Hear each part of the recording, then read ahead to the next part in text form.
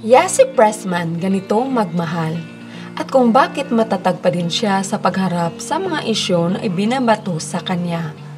Simula nang pumasok ang aktres sa seryeng FP Chase ang Probinsyano at nagkatambal sa aktor na si Coco Martin, ay iba't ibang isyu at akusasyon ang ibinabato sa kanila ng aktor. Sa halos 5 taon na magkasama ang dalawa sa serye, ay may namuong relasyon di umano sa dalawa, na kahit walang pag-aamin mula sa mga ito ay sobrang visible ang ipinapakita ng dalawa. Subalit ang tamis ng mga ngiti noon ay nauwi sa sakit matapos lumabas ang litrato nila Coco Martin at Julia Montes. Kaya maraming netizens at lalong-lalo na ang mga Cocoyas fans ang nalungkot sa nangyari.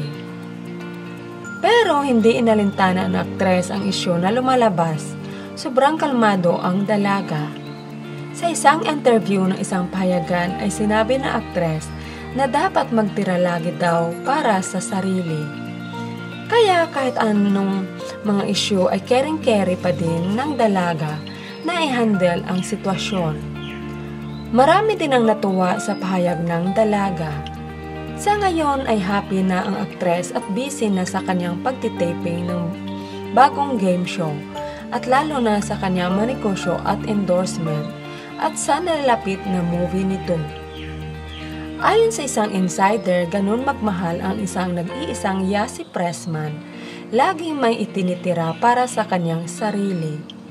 At nangingibabaw pa din ang self-love nito.